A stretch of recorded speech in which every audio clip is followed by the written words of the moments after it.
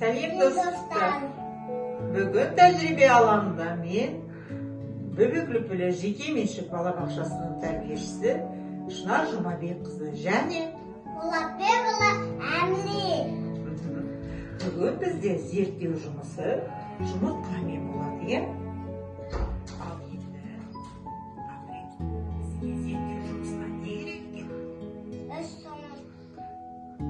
жұмыртқа, тұз, қасық. Жақсы.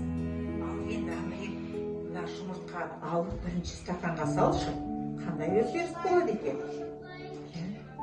Қандай өзгеріс болды? Батты. Жұмыртқамыз батты. Тағы қандай болды? Жұмыртқаға қарасақ қандай болды? Болды. Суда қарашы, қандай болды? Кем болды. Үлкен болды, иә. Ал енді мына екінші стақанға біз бірнеше қасық тұз салып, жұмыртқамыз салайық. Қандай өзгеріс болады екен?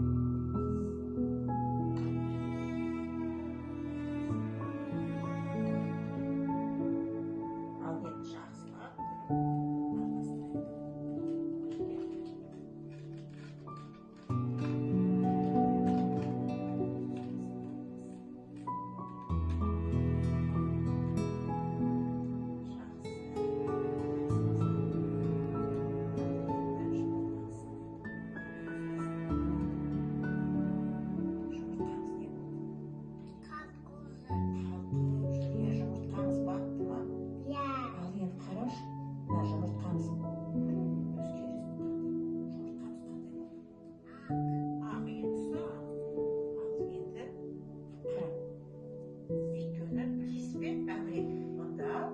тығыздығы жұмыртқаның тығыздығына қарағанда көп екен.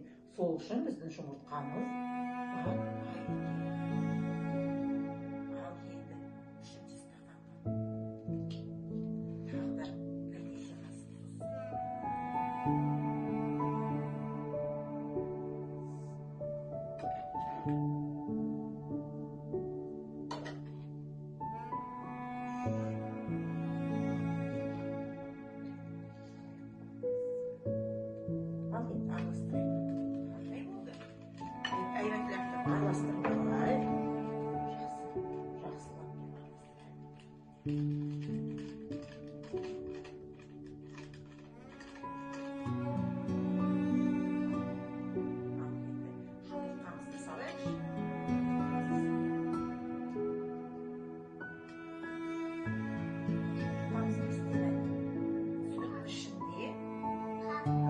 қалқып жүр. Бұнда жұмыртқа мен судың тығыздығы бірдей екен. Сол үшін жұмыртқамыз қалқып жүр мынаның ішінде. Ал енді балалар, осымен біздің зерттеу жұмысымыз аяқталды. Осындай зерттеу жұмысын сіздер де үйде жасай аласыздар ата-аналарыңызбен. Мұнда ескерте кету, біз мұнда қолдандық шикі жұмыртқа. Сау болыңыздар. Сау болыңыздар.